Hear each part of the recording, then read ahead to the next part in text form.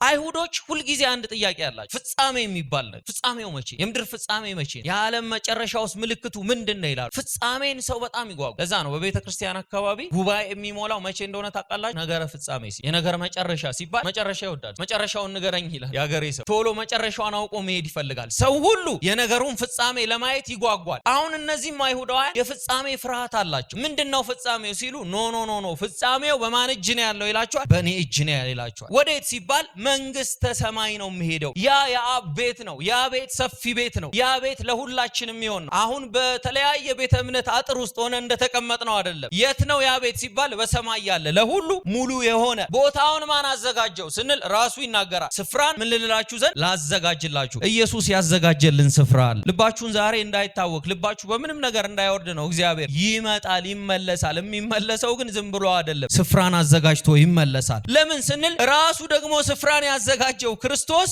ራሱ ነው የሚመጣው። መልእክተኛ አይልክም። ደሳይ ስፍራን አዘጋጅቶ ሲጨርስ እንትና መጥቶ ይወሰዳችሁ፣ ሙሴ ከዚህ በፊት ከግብጽ ባርነት እንዳወጣችሁ፣ ኢያሱ ወደ ረፍቱ ምድር ይዟችሁ እንደሄደ፣ አሮን እንደመራችሁ ምናምን አይደለ። አሁን እኔ ራሴ ምን እላለሁ አለ፣ እመጣለሁ አለ። ክብር ለኢየሱስ ይሁን። ስፍራን ያዘጋጀ ደግሞ እሱ ይመለሳል። ስፍራን ያዘጋጀልን ኢየሱስ ይመጣል። በቃ እመጣለሁ አለ። ስፍራን አዘጋጅቶ ኑ አይደለም ያለው። የተዘጋጀው ሰርግ ላይ የተዘጋጀው ስፍራ ላይ ትኬት ቆርጠሽ ነይ ቆርጠና አይደለም ያለው። እመጣለሁ ምን ልወስዳችሁ፣ እኔ ባለውበት ወደ እግዚአብሔር የምወስደው እውነተኛው መንገድ እኔ ብቻ ነኝ። በእግዚአብሔር ፊት ቦታንም ሰጣችሁ እኔ ብቻ ነኝ ይላል ጌታ ኢየሱስ ክርስቶስ። ስልጣኑን ያሳያል። የተስፋውን ቃል እርግጠኝነት ያሳያቸዋል። ተስፋው እንዴት ነው እርግጠኛ የሚሆነው ያላችሁ እንደሆነ የአባቴ ይሏል። ማንም ሰው በአባቱ ነገር ላይ እርግጠኛ፣ በተለይ ህፃናቶች። አሁን እዚህ ከፊታችን የነበሩ በጣም የልጆች አንድ ደስ የሚለኝ ባህሪ የትኛውም ልጅ ምንም ይሁን ምን አባቱ ምንም ምን ይሁን ቤተሰቡ እርግጠኛ ከምንም ያስጥለዋል፣ በምንም ላይ እንደሚችሉ ነው የሚያስቡ። ለአንድ ትንሽዬ ልጅ ዋስትናው ማን ነው ቢባል አባቱ በላይ የሚመካበት። ለሁሉም ነገር ጥያቄው መልሱ ማን ነው? የሱ ልኬቱ አባቱ ነው የሚያየው፣ ወይም እናቱ ነች፣ አብረውት ያሉት ቤተሰቡ። ኢየሱስ በእርግጠኝነት የአብን ቤት የኔ ቤት ነው፣ ስፍራው የኔ ነው፣ ማዘጋጀው እኔ ነኝ። ሐዘናቸውን ሊያስወግድላቸው፣ እንደገና ስለ መገናኘታቸው ሊነግራቸው፣ ለዘላለም ቻው ብሏቸው ላሄድ እንደሚመለስ ይነግራቸዋል።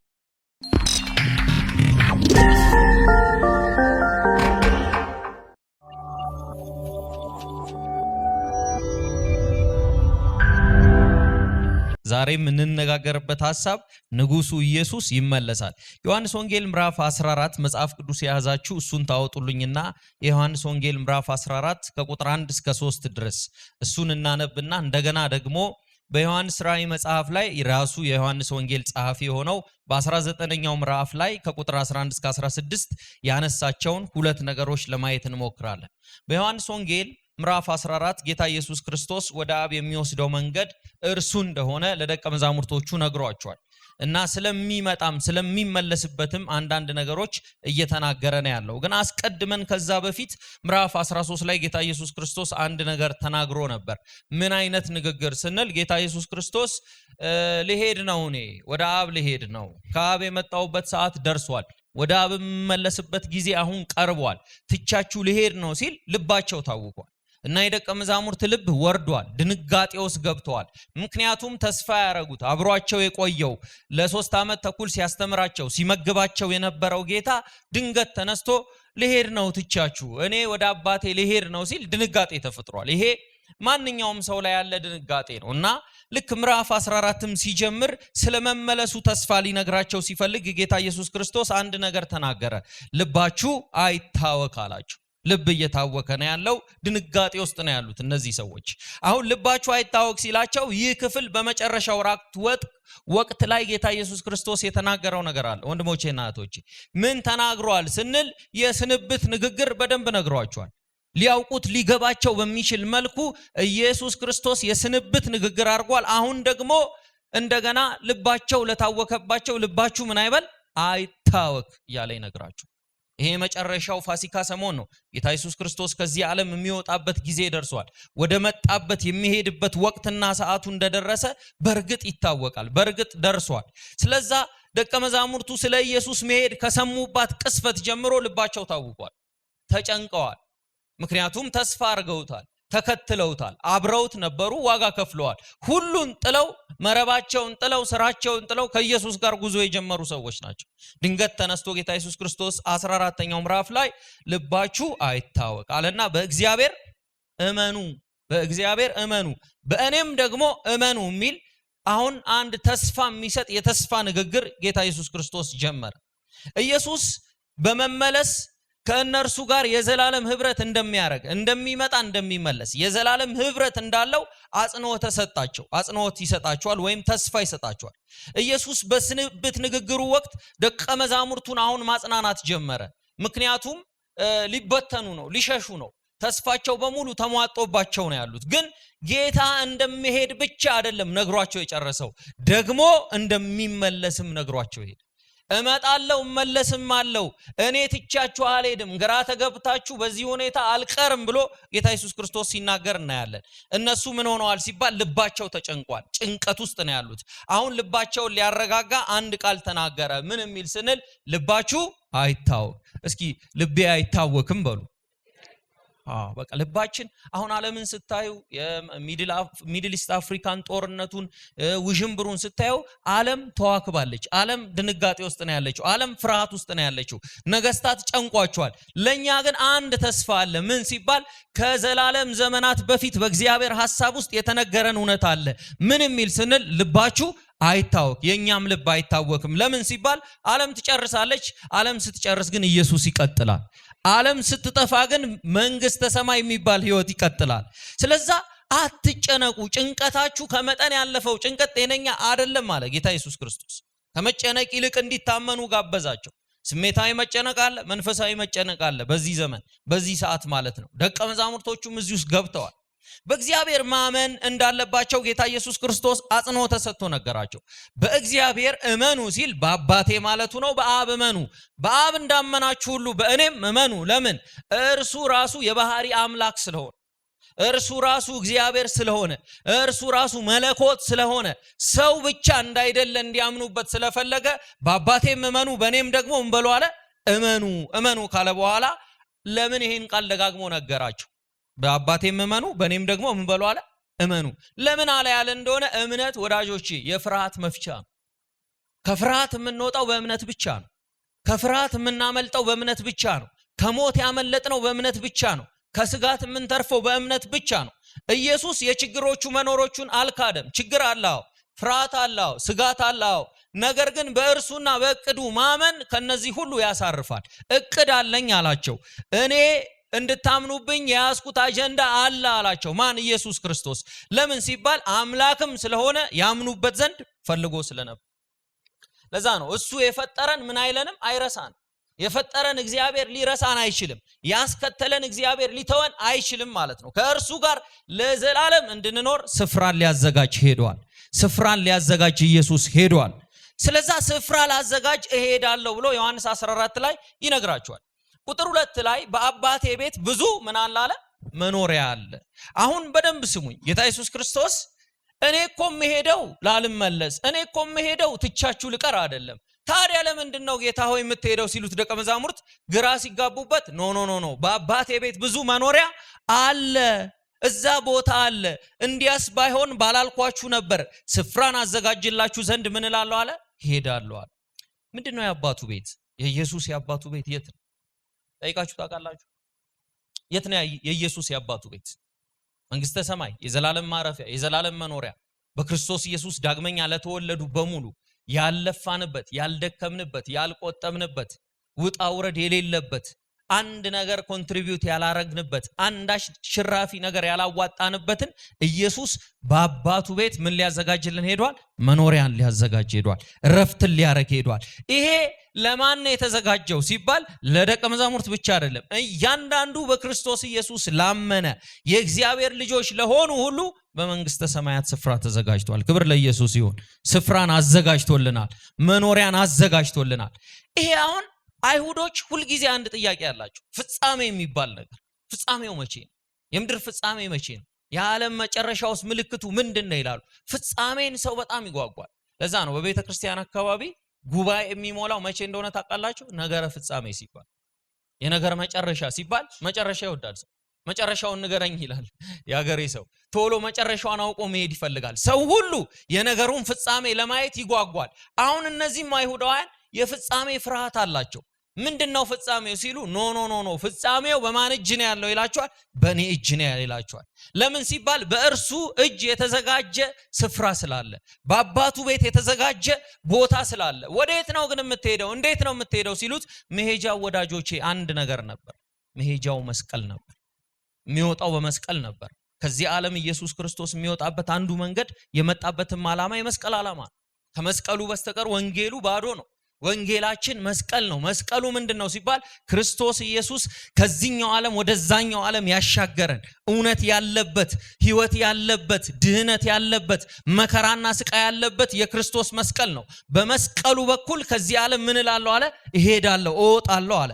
ደግሞ ሲባል በትንሳኤው ደግሞ መስቀሉ ድሉ ይታወጅበታል አላቸው። ድሉ የተረጋገጠው የት ነው ሲባል ትንሳኤው ላይ ነው። በትንሳኤው ተረጋግጧል። አሁን በእነዚህ ጊዜያቶች ውስጥ ክርስቶስ ኢየሱስ ከዚህ ምድር ሊወጣ ነው።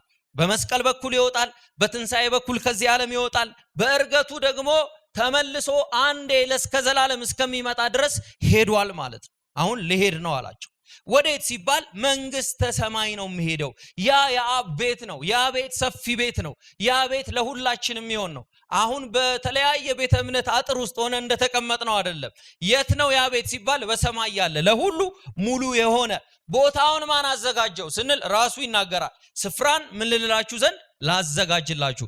ኢየሱስ ያዘጋጀልን ስፍራ አለ። ልባችሁን ዛሬ እንዳይታወክ፣ ልባችሁ በምንም ነገር እንዳይወርድ ነው። እግዚአብሔር ይመጣል፣ ይመለሳል። የሚመለሰው ግን ዝም ብሎ አይደለም፣ ስፍራን አዘጋጅቶ ይመለሳል። ለምን ስንል ራሱ ደግሞ ስፍራን ያዘጋጀው ክርስቶስ ራሱ ነው የሚመጣው። መልእክተኛ አይልክም። ደስ አይል? ስፍራን አዘጋጅቶ ሲጨርስ እንትና መጥቶ ይወሰዳችሁ፣ ሙሴ ከዚህ በፊት ከግብጽ ባርነት እንዳወጣችሁ፣ ኢያሱ ወደ ረፍቱ ምድር ይዟችሁ እንደሄደ፣ አሮን እንደመራችሁ ምናምን አይደለ። አሁን እኔ ራሴ ምን እላለሁ አለ? እመጣለሁ አለ። ክብር ለኢየሱስ ይሁን። ስፍራን ያዘጋጀ ደግሞ እሱ ይመለሳል። ስፍራን ያዘጋጀልን ኢየሱስ ይመጣል። በቃ እመጣለሁ አለ። ስፍራን አዘጋጅቶ ኑ አይደለም ያለው። የተዘጋጀው ሰርግ ላይ የተዘጋጀው ስፍራ ላይ ትኬት ቆርጠሽ ነይ ቆርጠና አይደለም ያለው። እመጣለሁ ምን ልወስዳችሁ፣ እኔ ባለውበት ወደ እግዚአብሔር የምወስደው እውነተኛው መንገድ እኔ ብቻ ነኝ። በእግዚአብሔር ፊት ቦታን የምሰጣችሁ እኔ ብቻ ነኝ ይላችኋል ጌታ ኢየሱስ ክርስቶስ። ስልጣኑን ያሳያችኋል። የተስፋውን ቃል እርግጠኝነት ያሳያችኋል። ተስፋው እንዴት ነው እርግጠኛ የሚሆነው ያላችሁ እንደሆነ የአባቴ ይለዋል ማለት ነው። ማንም ሰው በአባቱ ነገር ላይ እርግጠኛ ነው። በተለይ ሕፃናት ልጆች አሁን እዚህ ከፊታችን የነበሩ በጣም የልጆች አንድ ደስ የሚለኝ ባህሪ የትኛውም ልጅ ምንም ይሁን ምን አባቱ ምንም ምን ይሁን ቤተሰቡ እርግጠኛ ከምንም ያስጥለዋል። በምንም ላይ እንደሚችሉ ነው የሚያስበው። ለአንድ ትንሽዬ ልጅ ዋስትናው ማን ነው ቢባል አባቱ ነው። ከአባቱ በላይ የሚመካበት የለም። ለሁሉም ነገር ጥያቄው መልሱ ማን ነው? የሱ ልኬቱ አባቱ ነው የሚያየው፣ ወይም እናቱ ነች፣ አብረውት ያሉት ቤተሰቡ። ኢየሱስ በእርግጠኝነት የአብን ቤት የኔ ቤት ነው፣ ስፍራው የኔ ነው፣ የማዘጋጀው እኔ ነኝ። ሐዘናቸውን ሊያስወግድላቸው እንደገና ስለ መገናኘታቸው ሊነግራቸው ለዘላለም ቻው ብሏቸው ላሄድ እንደሚመለስ ይነግራቸዋል። ቁጥር 3 ላይ አንድ ሐሳብ ጨምሮ ይነግራቸዋል። ሄጄም ስፍራ ባዘጋጀውላችሁ እኔ ባለሁበት እናንተ ደግሞ እንድትሆኑ ሁለተኛ ምን እላለሁ አለ? እመጣለሁ፣ ወደ እኔም እወስዳችኋለሁ። ይሄ እንደገና መምጣት ነው የዛሬው ሐሳቤ። ምንድነው ይሄ እንደገና መምጣት? ታስታውሳላችሁ ጌታ ኢየሱስ ክርስቶስ በመጀመሪያው መምጣቱ በጣም በትህትና በዝቅታ በሰው ፈቃድ ማለትም ወደ አንዲት ቅድስት ድንግል ማርያም መጥቶ ተጠይቃ ፍቃድሽ ነው ተብላ ተለምና አዎ ይሁን እንደ ቃል ብላ። አሁን ግን የሚመጣበት መምጣት ማንንም አስፈቅዷል። ኢየሱስ ሲመለስ አሁን ማንም የሚፈቅድ የለም። ፈቀድክም አልፈቀድክም፣ ተስማማችም ዓለም አልተስማማችም፣ የተባበሩት መንግስታት ተሰብስበው ምናምን ምንለው ጉዳይ አይደለም። ተመልሶ ሲመጣ ግን በግልጽ በዳግም ምጽአቱ ነው ፓሮሲያ እያሉ የሚፈቱት ኢየሱስ ክርስቶስ በክብር የሚመለስበት፣ ኢየሱስ ክርስቶስ በኃይል የሚመለስበትን ጊዜ ይነግረናል። እንደ መጀመሪያው አይነት መምጣት አይደለም። በመጀመሪያው መምጣት ትህትና ነበር። አሁን ግን የትህትና አይደለም፣ የክብርና የግርማ መምጣት ነው። በማስፈራት የሚመጣበት መምጣት ነው። ለዛ ነው ዛሬ ስንለምን ስለ ወንጌል ሰዎች አይገባቸውም። በኋላ ግን መልስ በማይሰጡበት መድረክ ፊት ይቆማሉ። ለሰው ልጆች እንደየሥራቸው ዋጋቸውን ይከፍል ዘንድ ኢየሱስ በክብር ተመልሶ ይመጣል። መምጣት ብቻ አይደለም፣ ወደ ራሴ ምን እላቸዋለሁ አለ? እወስዳቸዋለሁ። ወደ ማን? ወደ ራሱ። ወዴት? ወደ ተዘጋጀበት ስፍራ። ወደ ቦታ ብቻ አይደለም እኮ ስፍራው እኮ ግንኙነት አለው እኮ ወንድሞቼና እህቶቼ። መንግስተ ሰማይ ያረገው ኢየሱስ መገኘቱ። ስለዚህ ኢየሱስ ካልተገኘ መንግስተ ሰማያት ምን እንሰራ? ተመልሰን እኮ የምንገባው ከአብ ጋር ያለንን ከእግዚአብሔር ጋር ወዳለን ህብረት ነው እንጂ በጣም ብዙ ሰው አዳም ከኤደን ገነት ተባሮ ሲወጣ ከፍራፍሬ መሃል የወጣ ይመስላችኋል? ፍራፍሬ ወደ 40 ምንጭ ሞልቷል። አሜን። ከኔ ጋር ናችሁ? ወረድ ስትሉ ፍራፍሬ አለ። ሙዝና ብርቱካን መሃል አይደለም የምንመለሰው የአባትና የልጅ ህብረት ፍቅር ውስጥ ነው። በጉ ራሱ ብርሃን የሆነበት ነው። ኢየሱስን ጠዋትና ማታ ወደምናይበት ቦታ ነው። ሰው እንዴት መንግስተ ሰማይ ይናፍቀው? መንግስተ ሰማይ ማለት እኮ የሆነ አይተን ማናቀው ከለር እያየን የምንኖርበት ቦታ እኮ አይደለም። የሆነ ደስ የሚሉ ነገሮች ለአይናችን የሚስብ ብቻ እያየን የምንዝናና ከመሰለን ከስረናል። እሱ እኮ አይደለም። ራሱ ሰው ወደ ተፈጠረበት ወደ መጀመሪያው መልክ የሚመለስበት ቦታ ነው። ያም በጉ ራሱ ያለበት ማለት ነው። በእርሱ በማን በክርስቶስ በኩል ወደ አብ እኮ መግባት ያለበት ቦታ እኮ ነው። አብን እኮ በክርስቶስ በኩል የምናገኝበት ቦታ ነው። ወደዛ እንሄዳለን። ወንድሞቼና እህቶቼ ኢየሱስ መኖሩ ነው ገነትንም ገነት ያሰኝ። ሌላ ነገር አይደለም። ሌላ ነገር አጓግቶን ከሆነ ገነትም ቢሆን የኢየሱስ መገኘት ነው ውበቱ። የክርስቶስ ዳግም ምጽአት ይሄ ዝም ብሎ ቃል ኪዳን ብቻ አይደለም፣ ፍጻሜም ነው ግንኙነትም እንደሆነ ይነግራቸዋል። እኛ የምንጠብቀው የሆነ ክስተት አይደለም፣ እርግጠኛ የሆነ የኢየሱስ ክርስቶስ መመለስ አለ። የክርስቶስ ዳግም ምጽአት የተረጋገጠ ነው። የአማኝም ተስፋ ያረፈው በእርሱ ላይ። ስለዛ ምን ይላችኋል ጌታ ኢየሱስ ክርስቶስ? ስፍራን አዘጋጅቼ እኔ ባለሁበት ደግሞ እናንተን ልወስድ እመጣለሁ።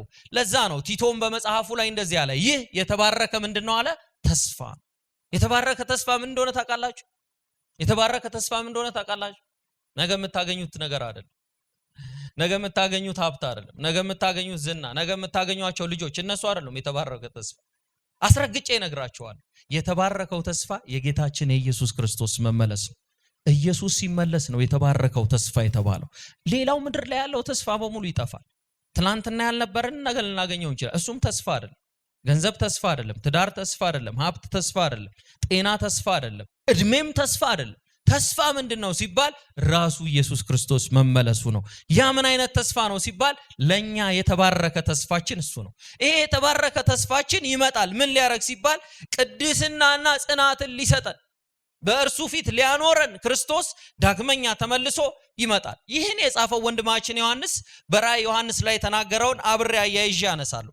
ራእይ ዮሐንስ ላይ ስለዚሁ ጉዳይ ሲናገር ዮሐንስ አሁን እንደጻፈው አይደለም የሚናገረው። ከቁጥር 11 ጀምሮ አሁን ከቁጥር 11 ጀምሮ ራእይ ዮሐንስ 19ኛው ምዕራፍ ላይ 19:11 ተከተሉኝ።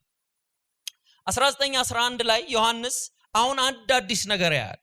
ምን አዲስ ነገር ያያል ስንል እመጣለሁ ያለው ጌታ ተመልሼ ወስዳቸዋለሁ ያለው ጌታ አሁን ሰማያት ተከፍተው ያያል ዮሐንስ። ሰማያት ተከፍተው ሲያይ አንድ ነገር ነው የሚያየው። ሰማያት ተከፍተው አየው፣ እነሆም በአምባ ፈረስ ላይ የተቀመጠ የታመነና እውነተኛ ይባላል፣ በጽድቅም ምን ይላል አለ? ይፈርዳል ይዋጋም አለ። በጣም የሚገርም ነገር። በጣም ብዙ ሰዎች ታሪክ በዘፈቀደ የሚሄድ አይነት ውህደት ይመስላቸዋል። ዛሬ ትላንት ነገ እንዲህ ታሪክ ዝም ብሎ የሚገላበጥ ይመስላቸዋል። ታሪክ እንደዛ አይደለም። የእግዚአብሔር እጅ አለበት። ወደ ፍጻሜው የሚሄድ የመለኮት ትረካ ነው ታሪክ ማለት። መለኮት በታሪኮቹ ጀርባ ሁሉ አለ። እኛ አልተገነዘብንም አልተረዳንም እንጂ በእያንዳንዳችን ታሪክ ላይ የእግዚአብሔር አሻራ የእግዚአብሔር እጅ አለ። ያልነበረበት ዘመን አልነበረም። እኛ አልተረዳነውም አላወቅንም እንጂ የክርስቶስ የክብር መመለሱ ደግሞ እሱ ነው። የታሪክ ሁሉ ምን ስንል ፍጻሜ፣ ታሪክ ሁሉ ያን ያበቃል አለ። አሁን ዮሐንስ የሰማይ በሮች ተከፍተው አይኖቹ አዩ። ወደ ላይ ስታዩ የሰማይ በሮች ተከፍተው ኢየሱስን ማየት ካልቻላችሁ፣ ወደ ቤተ ክርስቲያን ስታዩ፣ ወደ አገልጋዮች ስታዩ ኢየሱስን ማየት ካልቻላችሁ በጣም አደጋ ነው። ኢየሱስ ካልታየ በቤተ ክርስቲያን ውስጥ፣ ኢየሱስ ካልታየ በመንግስተ ሰማያት ውስጥ ጉዳት ነው፣ ኪሳራ ነው። እኔ እውነቴን ነው የምላችሁ፣ ኢየሱስ ከሌለ መንግስተ ሰማያት ውስጥ ቢቀርብን ይሻለናል። እየሰማችሁ ነው? ቢቀርብን ይሻለናል።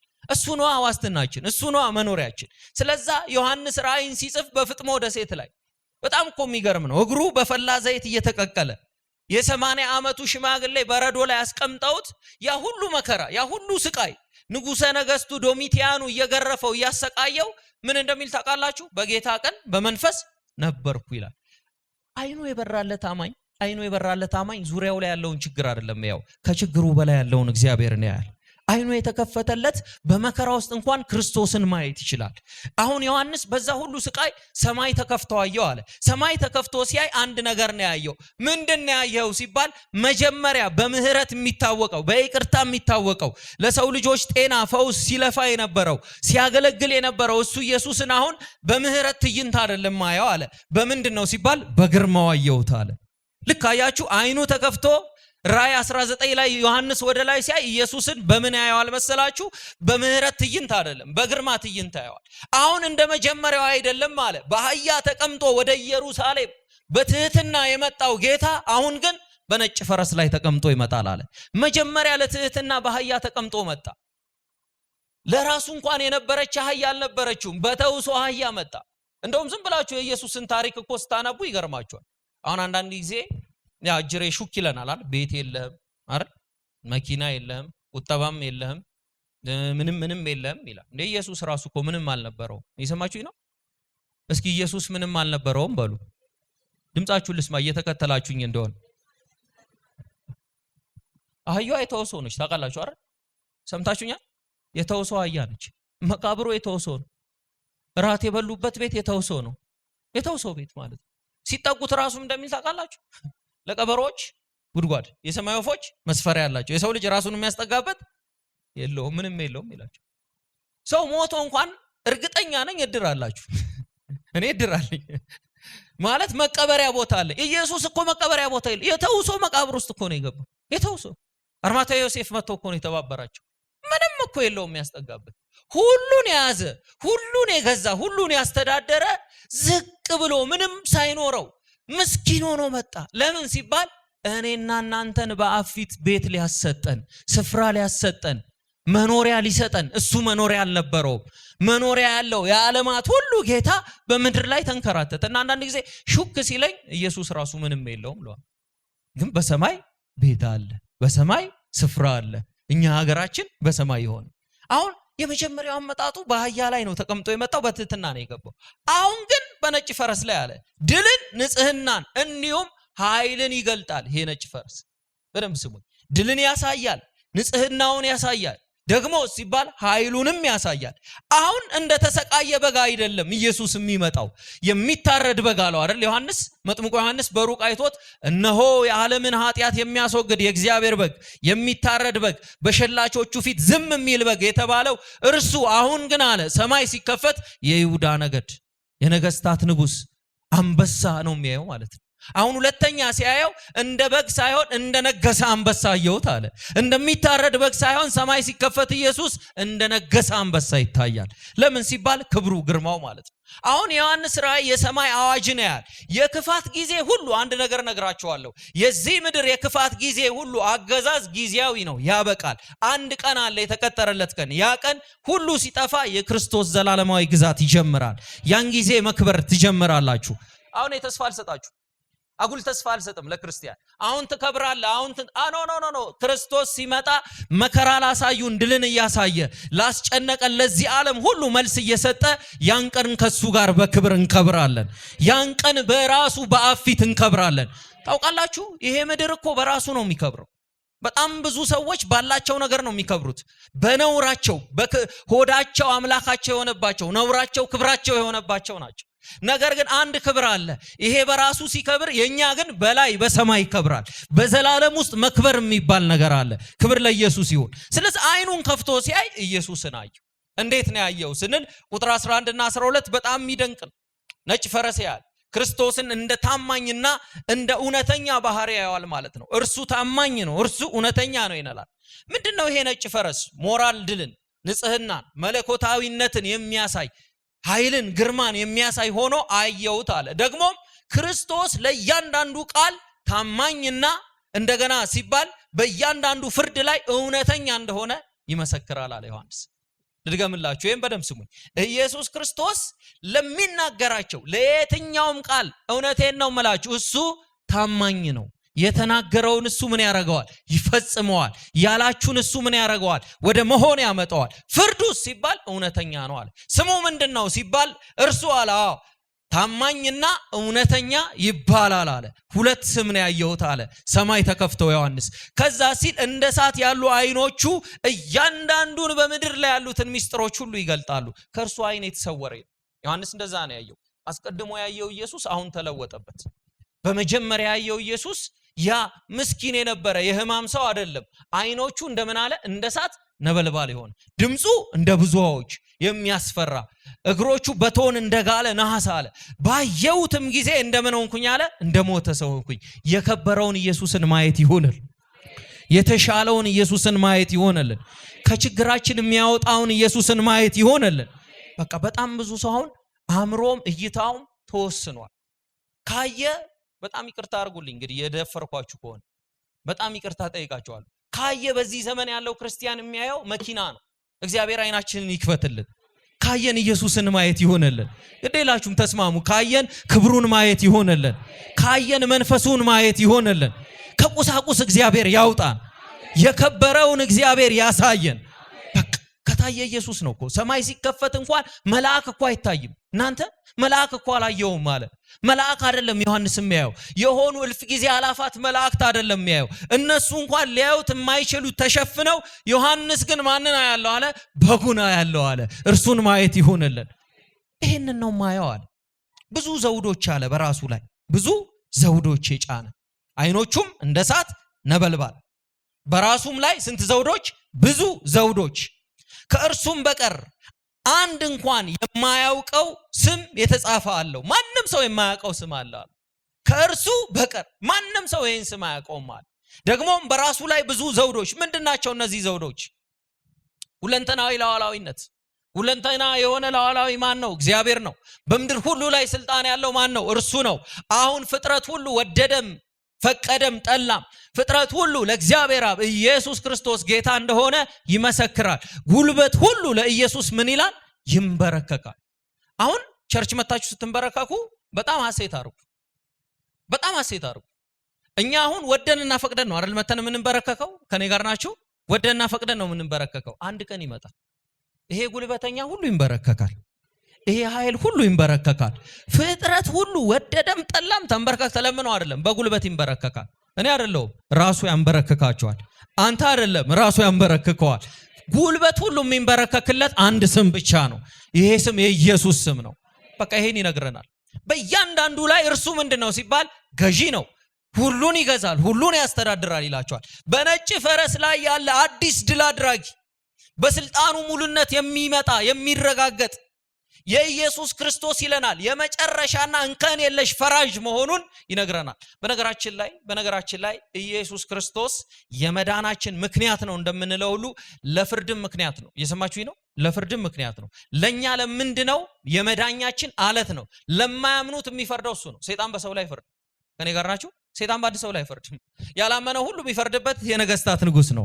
ኢየሱስ ለሚያምኑበት መድኃኒት ነው። ለሚጠሉት ደግሞ እሱ ፈራጅ ነው። በቃ ይሄ ነው ሐቁ።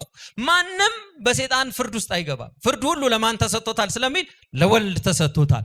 ሁሉ በኢየሱስ ክርስቶስ የዙፋኑ ፊት ይቀርባሉ። በቃ አንድ ቀን እንዲህ በፍርድ ሲገለጥ ምድር ሁሉ የምትገለባበጥበት ሰዓት ይመጣል፣ የምትፈራበት ሰዓት ይመጣል። ስለዛ ኢየሱስ ክርስቶስ የመጨረሻውና እንከን የለሽ ፈራጅ እንደሆነ ዮሐንስ ይነግራቸዋል። ፍርዶቹ ምንድናቸው ስንል በስተት አይደለም፣ በስሜት ወይም በድካምም አይደለም።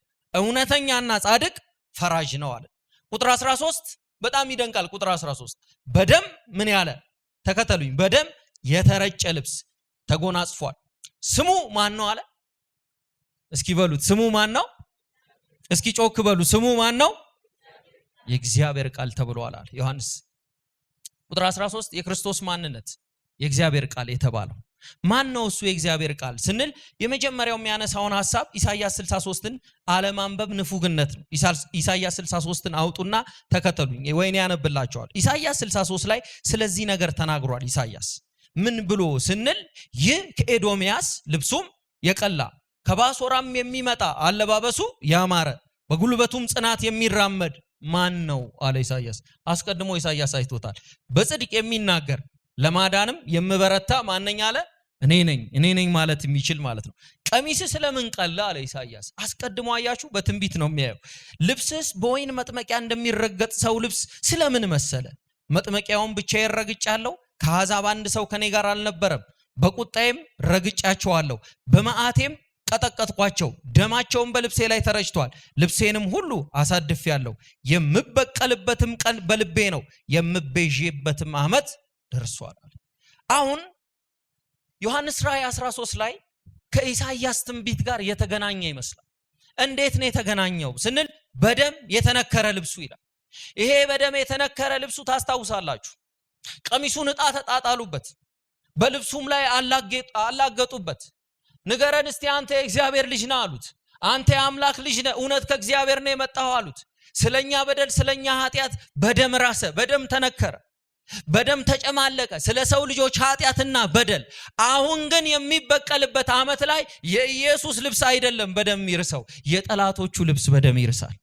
ዮሐንስ ነው የሚለው ጠላቶቹን የሚበቀልበት ቀን ይመጣል። ልብሳቸውን ሁሉ ምን ይለዋል አለ? ይረግጠዋል። ስሙ ማን ነው እሱ ሲባል የእግዚአብሔር ቃል ነው ይለናል። የት የተባለው የእግዚአብሔር ቃል ሲባል ዮሐንስ 1:1 ላይ እንደተናገረ በመጀመሪያ ቃል ነበር፣ ቃልም በእግዚአብሔር ዘንድ ነበር። ያ የተባለው ቃል ዓለማትን የፈጠረ የፍጥረት ህልውናን ያስገኘ አሁን ደግሞ የዘላለም ቃል ሆኖ የእግዚአብሔር ቃል ተብሎ ይመጣል አለ። ስሙ ማን ነው ሲባል የእግዚአብሔር ቃል ይላቸዋል። በመጀመሪያ ከእግዚአብሔር ጋር የነበረ ቃል አሁን ግን የሚቃወሙትን የሚያጠፋ ቃል ነው ይላል ዮሐንስ።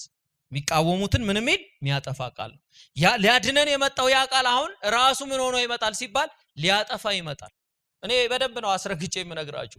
ኢየሱስ ክርስቶስ ዳግመኛ ሲመጣ ሊያድን አይደለም፣ ሊፈርድ ነው የሚመጣው፣ ሊያጠፋ ነው የሚመጣው። ለዛ ነው ሰዎችን ቶሎ ግቡ የምንላቸው፣ ወደ መጠለያ ወደዚህ ወደ እግዚአብሔር መንግስት አምልጡ የምንላቸው።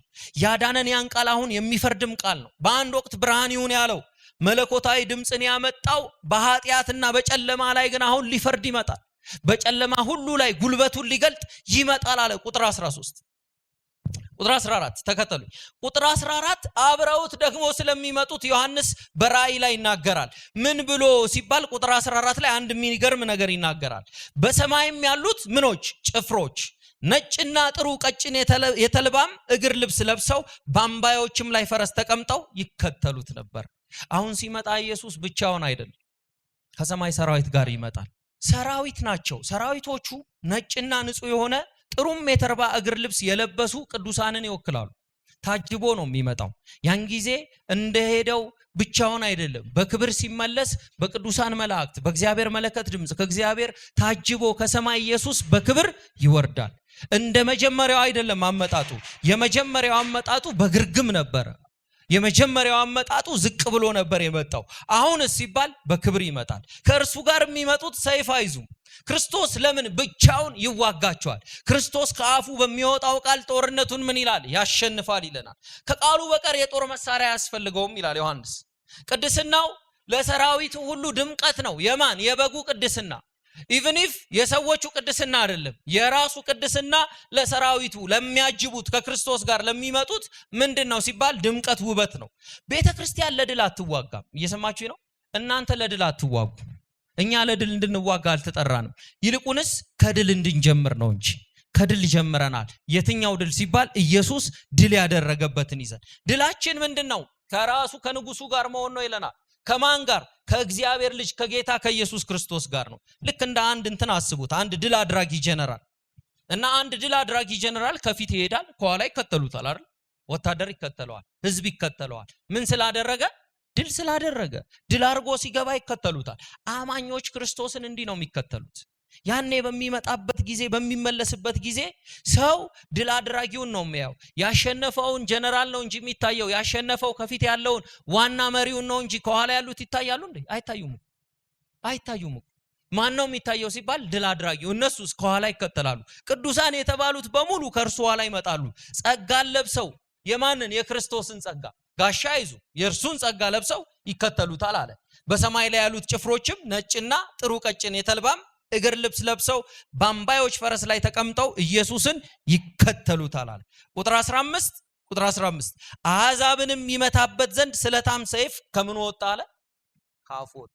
ልክ ራእይ 1 ላይ እንዳየው ማለት ነው። በተመሳሳይ ምንድነው የስለታም ሰይፍ? ቃሉ ሕያው ነው ወንድሞቼና እህቶች። ይሄ ቃል ሕያው ቃል ኃይለኛም ነው፣ የሚቋቋሙትን ያጠፋል። የእግዚአብሔር ቃል ቀላል ቃል አይደለም። አሕዛብንም ይመታል። ይሄ የእግዚአብሔርንም የቁጣ ወይን መጥመቂያ ልክ ኢሳይያስ እንዳየው ይረግጣል። አሁን በእርሱ ደም አይደለም በእነርሱ ደም መረጨት ጌታ ኢየሱስ ክርስቶስ እንደሚመጣ አሕዛብ በሙሉ የሱ ጠላቶች በሙሉ የሚቀጡበት ቀን እንደሚመጣ ይናገራል። ከአፉ የሚወጣ ምንድነው ሲባል ሰይፍ ነው። እያንዳንዱን በዚህ ምድር ላይ የወንድሞች ከሳሽ የተባለው ፍጥረትን ሁሉ ያሳተውን የሱን ውሸት የሚቆርጥበት ጊዜ ይመጣል። ያ ያታለለው ከኤደን ገነት ሰዎችን ያስወጣውን የሚቀጣበት ጊዜና ሰዓት ይመጣል። ምን ሆኖ ሲባል እርሱ የነገስታት ንጉስ ሆኖ፣ እርሱ የጌቶች ጌታ ሆኖ። ማን? ኢየሱስ ክርስቶስ። ለዛ ነው እርሱም በብረት በትር ምን ይላቸዋል አለ? ይገዛቸዋል። እርሱ ሁሉን የሚገዛ የእግዚአብሔር ብርቱ የቁጣውን ወይንም መጥመቂያ ይረግጣል ይላል። በልብሱና በጭኑ ላይ አንድ የተጻፈ ታላቅ ስም አለ። ይህ ስም ማን ነው ስንል የእግዚአብሔር ቃል። ይህ ስም ማንም ሰው አያውቀውም። ይህ ስም ግን እኛ አውቀነዋል። የታትሉም በመጀመሪያ ቃል ነበር፣ ቃልም እግዚአብሔር ዘንድ ነበር፣ ቃልም ጸጋና እውነትን ተሞልቶ በእኛ ዘንድ ምን አለ? አደረ። ከኛ ጋር የሆነ ከኛ ጋር ህብረት ያረገ ከኛ ጋር ድንኳኑን ያረገ የቀረበን። ይህ ስም ለነርሱ ብርቅ ነው፣ ለኛ ግን ብርቅ አይደለም። ኢየሱስ በክብር ይመለሳል። ኢየሱስ በኃይል ይመለሳል። ይህ ጽሑፍ ፍጹም ስልጣኑን ያሳያል። ምን የሚለው ሲባል የእግዚአብሔር ቃል የተባለ የእግዚአብሔር ልጅ የተባለበት እሱ ዙፋኖቹ ሁሉ በእግሩ ስር የሚገዙለት ነው። ወንድሞቼና እህቶቼ ሰዎች አሁን ወደዱም ጠሉም ማለት ነው በዓለም ላይ ያሉ ሰዎች በእግዚአብሔር ዙፋን ፊት መቅረባቸው አይቀርም። ለምን ያለ እንደሆነ ምክንያቱም ጌታችን መድኃኒታችን ኢየሱስ ክርስቶስ በሰዎች ዓለም ተፈርዶበት ነበር። ሊያውም ፍርድ የተዛባበት ሰው ማን ነው ብትሉ ጌታ ኢየሱስ ክርስቶስ ነው። በምን አይነት እድሜ ላይ ቢባል በ33 እና በ32 ሰው ለመኖር በሚጓጓበት እድሜ ላይ ፍርድ የተዛባበት ሰው እሱ ነው። ፍርዱ ትክክል አይደል፣ ፍርዱ ተዛብቶበታል። ሊቀ ካህናት መላእክትን የሚያስታጥቃቸው በፊቱ በመፍራትና በመንቀጥቀጥ የሚቆሙለት ሁሉ ከእግሩ ስር በታች የሚሰግዱለት አዳምን የፈጠሩ እጆቹ በክፉ ባሪያ በጥፊ የተመታ ማለት ነው። ኪሩቤልና ሱራፌል እንኳን ከክብራቸው የተነሳ በፊቱ መቅረብ የማይችሉት ለነርሱ የክብር የሆነውን ልብስ የሚያለብሳቸውን እሱን ለመበዘበቻ የተበጣጠሰ ልብስ አለበሱት፣ ጎተቱት፣ ፍትህ አሳጡት። እርሱ ግን በዓለም ላይ ሊፈርድ ይመጣል። በሰዎች ዓለም ተፈርዶበታል። አዎ እርሱ ደግሞ በዓለም ላይ ሊፈርድ ይመጣል። ክርስቶስ በብዙዎች መካከል እንዳለ አንድ ንጉስ ብቻ አይደለም። የእርሱ ንግስና የዓለም ሁሉ ንግስና ነው። የእርሱ ንግስና የስልጣን ሁሉ ምንጭ ነው ይለናል ዮሐንስ። እያንዳንዱ መሪ፣ እያንዳንዱ ህዝብ፣ እያንዳንዱ ግዛት ለዘላለማዊው ንጉስ ለእግዚአብሔር የሚጠየቅበት ቀን ይመጣል። ቀን አለ። አሁን በምድር ላይ ታላላቅ ነን የሚሉ ኃያል ነን የሚሉ ነገስታትንን የሚሉ አንድ ቀን ይመጣል። ምን ሊሉ ሲባል በኢየሱስ ፊት የሚጠየቁበት ሰዓት ይመጣል። ስለዚህ ዛሬ እንዲህ ብለን እናጠቃለዋለን። ምን ብለን ካላችሁኝ እንደ ማጠቃለያ ዋና የዛሬ ትምህርታችን የክርስቶስ ኢየሱስ መመለስ ሶስት የማይናወጡ እውነቶችን ይገልጣል። ሶስት የማይናወጡ እውነቶች ምን ናቸው እነዚህ ስንል፣ አንደኛው ሉዓላዊነቱን ያሳያል። ዓለም አቀፋዊ ነው ሉዓላዊነቱ። አገዛዙ ዓለም ላይ ነው። የተወሰነ ክልል የተወሰነ ቦታ አይደለም የሚገዛው። ፈጽሞ የማይገዛው ቦታ አይኖርም። ያኔ ሁሉ ከእግሩ በታች ይገዛል፣ ሁሉ በእርሱ ስር ይወድቃል። ያ የመጀመሪያው ነው። ተቀናቃኝ የምንለው በዙፋኑ ፊት የሚቆም ያኔ አይኖርም። ደረጀም ዘምሯል አይደል? ተቀናቃኝ የለው ወይንም ባላጋራ እንዳለው ማንም በሱ ፊት የሚቆም የለም። ሁሉም ከሱ እግር ፊት ይሰግዳሉ። አገዛዙ ምንድነው ሲባል ሉዓላዊ ነው። ሁለተኛውስ ምንድነው? የክርስቶስ ኢየሱስ የማይነወጣው መመለስ ውስጥ ያለው እውነት ስንል ሁለተኛው ነገር ጻድቅ የሆነ ፍርድ ሊፈርድ ይመጣል። የተሰወረውን ሁሉ ይገልጠዋል። ለዛ ነው መክብብ 12 ታስታውሳላችሁ። በጉብዝና ወራት የሰራናቸውን ነገር ሁሉ እግዚአብሔር ወደ ፍርድ ምን ይለዋል ይላል? ያመጣል። የተሰወረ ነገር የለም፣ የተደበቀ ነገር የለም። ያን ጊዜ እሳት የበላው ውሃ የበላው በሰው የተገደለ ያ ሁሉ ይነሳል። ከፍጥረት ጀምሮ የሞቱ በሙሉ የሕይወት መጽሐፍ ይከፈታል። ሁሉ በፊቱ ይቆማሉ። የሕይወት መዝገብ ላይ ስማቸው ያልተጻፈ በሙሉ ይፈረድባቸዋል። ስማቸው በሕይወት መዝገብ ላይ የተጻፉት ሁሉ ወደ ዘላለም ረፍት ይገባሉ። አንድ ስም ነው ያለው ያን ጊዜ፣ በጎ ታማኝ ባሪያ ና ወደ ረፍት ግባ እየተባለ ማለት። አሁን ብዙ ሰው ለስም ነው አይደል የሚሮጠው? ከኔ ጋር ናችሁ? ለስም ነው። ያኔ አንድ ስም ነው ያለው። አንተ በጎ ታማኝ ና ወደ ረፍት ግባ ትባላል። ረፍት የምናገኝበት ፍርድ የሚሰጥበት ቀን አለ። ሶስተኛው ድሉ የመጨረሻ ነው። የመጨረሻ ድል ያደርጋል። የመጨረሻ ድል ምንድነው ስንል ከእንግዲህ በኋላ ኃጢአት፣ ከእንግዲህ በኋላ ሞት ዳግመኛ ላይ እነሱ ይቀበራሉ። ለዛ ነው ጳውሎስ ይሄ ስለገባው እኮ ነው በአንደኛ ቆሮንቶስ 15 ከ25-26 ሞት ሆይ መውጊያ ወዴት አለ? ሲኦል ሆይ ድል መንሳት ወዴት አለ? ለምን? በክርስቶስ ተሸንፏል። ታውቃላችሁ በክርስቶስ ሊሸነፍ አይችልም የተባለ ነገር ሁሉ ተሸንፏል። በክርስቶስ አስሸናፊነት ተጠቃሏል። ሞት እንኳን ከስሙ ግርማ የተነሳ ይደነግጣል። የኢየሱስን ስም ሲሰማ ሞት ምን ይላል ሲባል ይደነግጣል። ለምን? ሞትን ያሸነፈ እሱ ነው። ሞትን የረታው እሱ ስለሆነ። ስለዚህ እንዲህ ብለን ነው የምናጠቃልለው። ቤዛነታችን የጀመረው ጌታ እግዚአብሔር ሁሉን በሁሉ ወደ ፍጻሜ ያመጣዋል። ቤዛ የሆነን እሱ የተቤዠን ደሙን ያፈሰሰው አንድ ቀን ሁሉን ወደ መሆን ወደ ፍጻሜ ያመጣዋል። መስቀሉ ወዳጆቼ ትህትናውን አሳይቷል። ይሄ ምንም ጥርጥር የለው። በመስቀል ትህትና ያሳየን ጌታ፣ በመስቀሉ ላይ ይቅርታውን ያሳየን ጌታ በመመለሱ ደግሞ ክብሩን ያሳየናል። ሲመለስ ክብር ነው የምናየው። ሲመለስ ትህትና አይደለም የምናየው። ሲመለስ በክብር ነው የምናየው። ሲመለስ በእሳት ነው የምናየው። ሲመለስ በማስፈራት ነው የምናየው። ሲመለስ በመላእክት አለቃ ታጅቦ ሲመጣ ነው የምናየው። መጀመሪያ እንደዛ አልመጣም እና አንዳንድ ጊዜ እንደውም እንዲህ አስባለሁ። ኤርፖርት አካባቢ ስትሄዱ እና የአፍሪካ ህብረት ስብሰባ አይታችኋል። እዚህም ወይም ደግሞ የተባበሩት አካባቢ የሆኑ የትራፊክ ሞተሮች ድምጻቸውን እያሰሙ ቁምቁም ቁምቁም እየተባለ መንገድ ይከፈታል አይደል? መንገድ ተከፍቶ የመጣው ባለስልጣን ማን ይሁን ምን ይሁን አናውቅም። ውስጥ ሆኖ እሱ ያየን ግን ምን ይላል? ያልፋል፣ ይሄዳል በክብር። አሁን ልክ የዛ ሲያልፍ አብሬ ተከትዬ ማለፍ ይችላል? አልችልም። የተፈቀደላቸው ብቻ ቪአይፒ ካርድ ያዙ ያልፋሉ። አሁን ልክ እንደዚሁ የሰማይ ሰራዊት ማንም የማይቆጥራቸው አይተም ማታቀው መልአክ፣ አይተሽ ማታቂው መልአክ፣ ስሙንም አላቀው መልአክ፣ ስሙንም ማታቀው መልአክ ሺህ አይደለም እኮ እልፍ ጊዜ ስንት አላፋት ቁጥራቸውን ማንም አይቆጥራቸው። አብርሃም፣ ይስሐቅ፣ ያዕቆብ በሩቅ አይተው የተሳለሙት የኖሩለት የሰገዱለት እነ ጳውሎስ አንድ ጊዜ ሲያጠፋ አይሁድ 40 ጅራፍ የገረፉት የተሰነጠቁ እነ ዮሐንስ በመጋዝ ማነው ኢሳይያስ በመጋዝ 2 ነው የሰነጠቁት። ያ ሁሉ መከራ የተቀበሉት ከኋላ ያጅቡታል። ማንን አትሉም? የነገስታት ንጉሱን። የነሱ ሁሉ ተስፋ ነው እኮ እርሱን አይተው በቃ በሩቅ እንደዚህ ያለ አይደለም የምትሄደው፣ አብረን እንሄዳለን፣ ለዘላለም ከሱ ጋር እንሆናለን። ማንም እኮ ያን የሚከለቅ አሁን ሮጠ ብትገባ የታጠቀ ፌደራል ዝም ብሎ ይሰማችሁ ነው አሸባሪ ይላል። አሁን እኮ አሸባሪ አይደለም፣ አብረን አጅበን ከነርሱ ጋር ልክ ደግሞ ኤርፖርት ላይ ሰው ቻው ብለን እንደምትመለሰው አይደለም፣ ለዘላለም ልንኖር እንሄዳለን። ሀገራችን በዛው ሊሆን ከኢየሱስ ጋር እንሄዳለን። በክብር ኢየሱስ ይመለሳል፣ በኃይል ኢየሱስ ይመለሳል። አሁን ይሄ እኮ ነው የቤተ ክርስቲያን ውስጥ እኮ መሰበክ ያለበት። በቃ እኔ ለእናንተ ማለት ነው የሆነ ነገር ታገኛላችሁ እንደዚህ ይሆንላችኋል ብላችሁ አይጠቅማችሁ። እኔም አይጠቅመኝም፣ እኔም ስራዬ አይደለም። እኔ አንድ ነገር ነው ቤተ ክርስቲያን መናፈቅ ካለባት ምን ካላችሁኝ ትልቁ ናፍቆቷ የኢየሱስ መምጣት ነው። ኢየሱስ ካልመጣ በምንም አታርፍም ቤተ ክርስቲያን። አይደለም ቤተ ክርስቲያን ምድር የምታርፈው በኢየሱስ መምጣት ነው። በቃ እሱ ነው ተስፋው። እግዚአብሔር ምን እየጠበቀ ይመስላችኋል? እኛ እስክናድግ ቢዝነስ እስክንጀምር ኑሯችን እስኪለወጥ የሆኑ ገቢያችን እስኪጨምር ደሞዜ እስኪጨምር እኮ አይደለም የሚጠብቀው። ሰው ሁሉ በንስሐ እስኪመለስ ድረስ ሰው ሁሉ ለኢየሱስ ስም እንዲንበረከክ ያን ሲሞላ ልጁን ይልከዋል። እመኑኝ ዘመኑ አልቋል፣ ዘመኑ ተፈጽሟል። አሁን እንደዚህ እኮ ነው የሚለው የዚች ዓለም መልክ ምንድነው አለ? አላፊ ነው አለ። በቃ ሊያልፍ ነው። በቃ ሁሉ በመደረግ ያልፋል። አንድ የማያልፍ መንግስት አለ። አንድ የጸና መንግስት እንቀበላለን። ኢየሱስ በክብር ይህን ደመና ያቋርጠዋል። ኢየሱስ ይሄን ደመና አቋርጦ ይመጣል። የወጉት ሁሉ ያዩት ይመጣል፣ በክብር ይመለሳል። ይሄ ነው በቃ። አሁን በትህትና አይደለም የሚመለሰው። ታዲያ እኛ ምን እያደረግን እንጠብቅ? እናንተማ እንደዚህ አድርጉ። ዮሐንስን ምን እናድርጋሉት አይደል? እናንተ እንደዚህ አድርጉ። ወንድሞቼና እህቶቼ፣ እናትና አባቶቼ አንድ ነገር ላስቸግራችሁ ዛሬ። አንድ ነገር እያረጋችሁ ጠብቁት። ይሄን ንጉስ በቅድስናና በዝግታ እየኖራችሁ ጠብቁት። አዎ ይሄ መጽሐፍ ቅዱሳዊ እውነት ነው።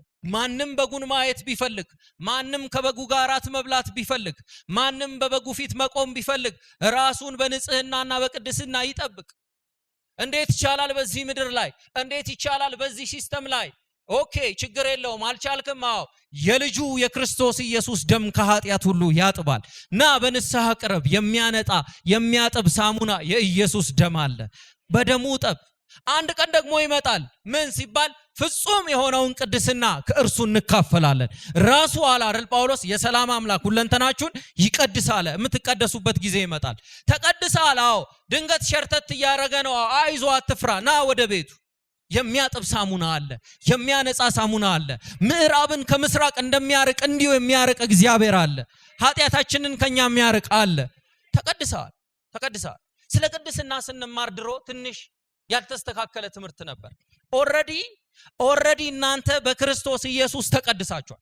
ምን ማለት መሰላችሁ? ነጭ ልብስ የለበሳችሁ ልብሳችሁን ይዩት። ይሄ ልብስ ነጭ ነው ኦሬዲ።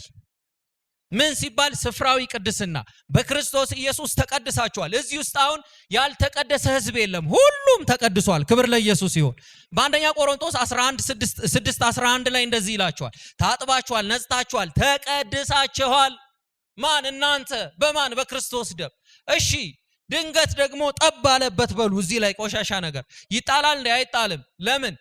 የልጁ የክርስቶስ ኢየሱስ ደም ከኃጢአት ሁሉ ምን ይላል ተብሏል?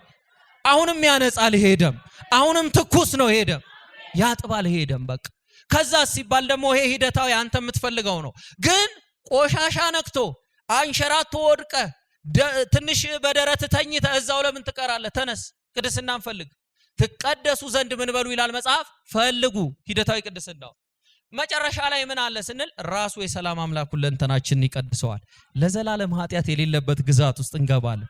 በጉ ራሱ ብርሃን የሆነበት እንገባለን። ፀሐይና ጨረቃ ታውቃላችሁ በእግዚአብሔር መንግስት ውስጥ አይገቡም። ሳነብ ፀሐይና ጨረቃ እኮ በእግዚአብሔር ፊት ንጹህ አይደሉም።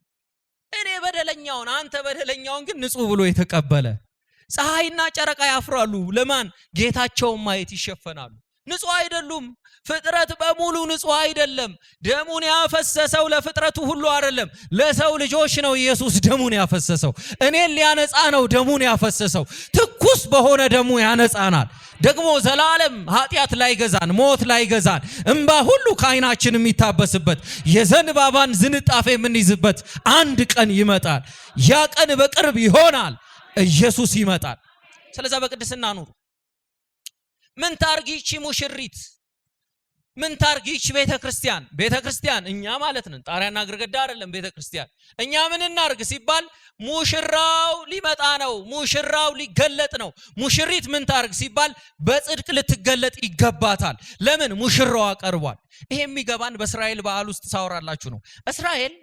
እስራኤል አንድ ወንድ ካጨ በኋላ በእስራኤል በዓል የሰርጉን ቀን የሚቆርጥለት አባቱ ነው። ልጁ ማጨት ብቻ ነው። ያጫትን ሴት ይነግራታል። አንቺን አጭጨሻለሁ፣ ቤተሰቦችሽን ጠይቄያለሁ፣ የሰርጉን ቀን ደግሞ አባቴ ይወስናል፣ በይ ተዘጋጂ ብሎ ይሄዳል። እርሱ ሄዶ ወደሆነ ቦታ ቤት ያዘጋጃል፣ ኑሮውን ያስተካክላል፣ ቤቱን ያቀናል። ልክ አንድ ቀን አባትየው ያያል፣ አሁን በል ሰዓቱ ደርሷል፣ ሂድና ሙሽሪትን ይዘና ይላል። በዚህ መሃል ሲመጣ በደንብ ስሙኝ፣ ሲመጣ ሙሽራው እርሷ ካልተዘጋጀች ጥሏት ነው የሚሄዱ። እና አንዳንድ ጊዜ ይጠይቁናል አንዳንድ ወንድሞቻችን፣ ያው ስማቸውን ላለመጥራት የገባው ሰው ይገባዋል። እሺ አንዳንድ ወንድሞቻችን ይጠይቁናል፣ ከአብ በቀር ልጅም ቢሆን አያውቅም ተብሏል የሚመጣበትን ቀን። የእስራኤል በዓል ነው። በእስራኤል በዓል ውስጥ ነው የሚመጣበትን ቀን የሚወስነው ወልድ አይደለም። በደንብ ስሙኝ፣ የሚመጣበትን ቀን የወሰነው አባቱ ነው፣ የቀጠረለት እሱ ነው። ፍርድ ሁሉ ደግሞ በአብ አይደለም የሚሰጠው። ፍርድ ሁሉ ደግሞ ለማን ተሰጥቶ ይሏል? ለወልድ ተሰጥቶታል ይላል። አሁን አብ የቀጠረው ጊዜ መቼ ነው የሚያልቀው የሚለውን አናቅም። ስለዛ ያቺ ሙሽሪት ምን ታረጋለች መሰላችሁ? ሁሌ መስኮት በር እያየች ሙሽራው ይመጣል ብላ ትጠብቃለች። ለደቂቃ ማለት ነው። ያው እንደዚህ ዘመን አይደለም። ሜካፕ ካለ ሜካፑም አታጠበው ማለት ነው። ሜካፑም አይወርድም ከፊቷ ላይ። ሁል ጊዜ ሜካፑ እንደተቀባች ቁጭ ብላ አይመጣም እያለች ነው። ድንገት ዘግይቷል ብላ ዞር ብትል ሙሽራው ያጣት። ቤተክርስቲያን ምን ታርግ? ሙሽራውን ትጠብቅ። ተዘጋጅታችሁ ጠብቁ። በቃ ለደቂቃ ከክርስቶስ መምጣት ላይ አይናችሁን አታንሱ። አይናችሁን ካነሳችሁ መስመጥ ነው። የዚህ ዓለም ነገር ይይዛል፣ ይውጣል። በነገራችን ላይ አንዱ ስትሞሉት አንዱ ቀዳዳ፣ አንዱ ሲሞላ አንዱ ምንም የሚሞላ ነገር የለም። ምኑስ ያስደስታል? እሱ እኮ ነው እኮ ደስታችን። እሱ እኮ ነው ሙላታችን። ለምን መሰላችሁ? የሰው ነፍስ ልኩ እግዚአብሔር ስለሆነ ነው። ለዛ ነው አንድ የተወደደ የቤተ ክርስቲያን አባት ቅዱስ አውገስጢኖስ እንደዚህ ይላል፣ ኦ ጌታ ሆይ ነፍሳችን ባንተ ተፈጥራለች፣ ላንተ ተፈጥራለች፣ አንተን እስከምታገኝ ድረስ ረፍት የላትም ይላል። የኛ ረፍት ኢየሱስ ነው። የኛ ሰንበት ኢየሱስ ነው። የኛ ማረፊያ ኢየሱስ ነው። መንግስተ ሰማያታችን ኢየሱስ ነው። በቃ በሱ ነው የምናርፈው። ሌላ ምን እናርግ? ቃሉን በእምነት ስበኩት። ይሄን ቃል በእምነት የሚያድነውን ቃል በቅርቡ በአሕዛብ ላይ ይፈርዳል፣ በአሕዛብ ላይ ይመጣል፣ በምድር ላይ ኢየሱስ ይነግሳል ብላችሁ ይሄን ቃል ስበኩት። መስበክ ያስፈልጋል። አሁን ግን እንደዚህ ሆናለች ቤተክርስቲያን። እንዲህ ብለን ነው የምንጨርሰው። እንዴት ካላችሁኝ፣ ቤተክርስቲያን ወታደር ታውቃላችሁ፣ መለከት ሲሰማ አይደለም የሚዘጋጀው አይደል? ከኔ ጋር ናችሁ? ጨርሻለሁ። 2 ደቂቃ በቃ ጨርሻለሁ። ካደከምኳችሁ በጣም ይቅርታ። እንግዲህ ጨርሻለሁ። እና በጣም የሚገርመው ነገር ወታደር መለከት ሲሰማ አይደለም የሚዘጋጀው። 24 ሰዓት ዝግጁ ነው ይባላል አይደል? የኢትዮጵያ መከላከያ ስንት ሰዓት? እስኪ እኔ 24 ሰዓት ዝግጁ ነው ይበሉ። 24 ሰዓት ዝግጁ ማለት ስራ ተው አይደለም። እየሰራሽ እየነገድክ እያስተማርክ እየተማርክ ብዙ ቢዝነስ እየሰራ ዝግጁ ነህ። መለከት ስትሰማ አንተ ዝግጁ ነው። ኦሬዲ መለከት ስትሰማ አይደለም የምትደነግጠው። መለከት እኛን አያስደነግጠንም። አሜን። የኢየሱስ መምጣት ለኛ እንደ ሌባ አይደለም። አሜን። በነገራችን ላይ አሳስተውናል አንዳንድ ትምህርቶች ላይ። ኢየሱስ እንደ ሌባ የሚመጣው በዓለም ላይ ነው። የሰማችሁኝ ነው። ለቤተ ክርስቲያን ግን እንደ ሙሽራ ይመጣል። ሙሽራ ሲመጣ ያስደነግጣል። እስኪ ያጠገባችሁ ያለውን ሰው ያዙትና ሙሽራ ሲመጣ በሉት። ድገሙት እስኪ። ሙሽራ ሲመጣ በሉት። አያስደነግጥም። አካባቢው ሁሉ በሉ በእልልታ ይቀበላል። ለማየት እኮ ነው። ድሮ ሙሽራው መጣ ሲባል የሚወስዳትም ሙሽራ ለማየት እንዲህ ብለን እንወጣ ነበር። ማን ነው እንላለን። አሁን እንዲህ አይተን የምንመለስበት ሳይሆን ይዞን መሄድ ሙሽራ ይመጣል። ለዘላለም ይዞን መሄድ ሙሽራ ይመጣል። እንደ ሌባ እኮ አይደለም። እንደ ሌባ ለዓለም እኮ ነው። በጨለማ ውስጥ ላለ እንደ ሌባ ነው። ኃጢአት ውስጥ ምንዝርና ውስጥ ቅሚያ ውስጥ ላለ ሰው ክርስቶስ እንደ ሌባ ይመጣበታል። እናንተ ግን ወንድሞች ሆይ በብርሃን ስለሆናችሁ ያ ቀን አያስደነግጣችሁም። ክብር ለኢየሱስ ይሁን። የኢየሱስ መምጣት አያስደነግጠንም። የኢየሱስ መምጣት ያስደስተናል። በቃ ደስ ነው ልትሰኙ የሚገባው። በጣም ብዙ ክርስቲያን ይፈራል። አሁን ስለ ክርስቶስ መምጣት ስትነግሩት ወይ ይላል ማለት ነው። ይፈራል። የጀመረው ቢዝነስ ያሳስበዋል። እንዴ ኧረ ትልቅ ቢዝነስ አለ በላይ ዘላለም የሆነ የማታርፍበት እኮ አለ። ደግሞ የትኛው ከገቢዎች ጋር ያለው ግብግብ ይናፍቃቸዋል። እሺ ነጋዴዎች ነው የሚገባቸው። ወታደር መለከት ሲነፋ አይደለም የሚዘጋጀው፣ ዝግጁ ነው 24 ሰዓት። ሲተኛ ራሱ ወታደር ታውቃላችሁ እንዲነሳ ተስተካክሎ ነው የሚተኛው። በተመሳሳይ ቤተክርስቲያን ተዘጋጅታ ነው መኖር ያለባት። እኔና እናንተ ተዘጋጅተን ነው መኖር ያለብን። በድንጋጤ ሳይሆን የመለከትን ድምጽ እየሰማን መጠበቅ አለብን። ስለዛ ዮሐንስ እንዲህ ብሎ ይዘጋዋል። በዮሐንስ ወንጌል 14 ላይ ነው የተነሳሁት። 14 እና 19ን አያይዘን ያየነው። ዮሐንስ ሲደመድም የዮሐንስ ራእይ ለቤተ ክርስቲያን ቅዱስ ተስፋ የኢየሱስ መምጣት ነው ይላል። የተባረከው ተስፋ እሱ ነው ይላል። ይህ ታሪክ በውከት የሚዘጋ ሳይሆን የዚች ዓለም ምድር ታሪክ በጩኸት የሚዘጋ ሳይሆን በክርስቶስ ድል በማድረግ ያበቃል። የዚች ዓለም አበሳ በክርስቶስ መመለስ ይፈጸማል። የዚች ዓለም መከራ በክርስቶስ ድል በመንሳት ይዘጋል። ታሪክ ሁሉ አንድ ጊዜ ይዘጋል። አሁን የኛን ታሪክ የከፈተው እግዚአብሔር ነው። እግዚአብሔር የከፈተውን የታሪክ መዝገብ ማንም አይዘጋውም። የሚከፍተውን የሚዘጋ የሌለው፣ የዘጋውን የሚከፍት የሌለው፣ ከዳዊት መክፈቻ ይልቅ የባሰ ቁልፍ የያዘ እርሱ በክብር ይመለሳል። ኢየሱስ በኃይል ይመለሳል። ሰማይ እንደገና ይከፈታል። አንድ ጊዜ ፈጽሞ ሰማይና ምድርን ያናውጣል። ሰማይና ምድር በታላቅ ኃይል በታላቅ ትኩሳት ውስጥ ያልፋሉ። ይህ የምታዩት ውበት ሁሉ ይረግፋል። የዚች ዓለም መልክ ያልፋል። የምታዩት ኮንስትራክሽን ያቺ ያማረች የተባለችው ዱባይ፣ ለማየት የጓጓችሁለት ፓሪስ፣ ካናዳ፣ ፈረንሳይ በሙሉ ይዘጋሉ። በታሪክ አመድ ይሆናሉ። አንድ የማያልፍ መንግስት ይመጣል። አንድ የዘላለም መንግስት እንቀበላለን። እሱ ይመጣል። ወንድሞቼ ሰማይ እንደገና ሲከፈት በዚህ ጊዜ እንደ ቤተልሔም በግርግም አይደለም። አሁን በግርግም ሳይሆን የምንጠብቀው በሰማይ ላይ በታላቅና በነጭ ፈረስ ላይ ተቀምጦ በግርማ ኢየሱስ ይመለሳል። በግርግም ሳይሆን አሁን በክብር ይመለሳል። በግርግር መሃል ኢየሱስ በድል ይመጣል። ለማየት እየናፈቅነው ኢየሱስ ይመለሳል። ስለዛ እንዲናርክ አሁን እናምልከው፣ እንዘምራለን፣ በታማኝነት እንከተለዋለን። አይናችንን ሁሉ ምላሳችን ሁሉ ወደ እርሱ እናነሳለን። አንደበታችንን ሁሉ እርሱ ጌታ እንደሆነ እንመሰክራለን። እኔ አንድ ቃል ስል ቀጥላችሁ ትላላችሁ። እኔ ጌታ ኢየሱስ ሆይ ስል ማራናታ ትላላችሁ። አሜን። ጌታ ኢየሱስ ሆይ፣ ጌታ ኢየሱስ ሆይ፣ ጌታ ኢየሱስ ሆይ። አዎ ማራናታ ስንል ኑሮ መሮን አይደል? ኑሮ መሮን ይመስላችኋል? በጣም ሰዎች መሮን አይደለም፣ በጉ ናፍቆን ነው። ኢየሱስ ናፍቆን ነው። እርሱን ወደን ነው። ከእርሱ ጋር ልንኖር ነው። ኢየሱስ በክብር ይመለሳል። ቆመን እንጸልይ። ለጸሎት ሰዓት ሆን ብዬ ነው ያስቀረውት።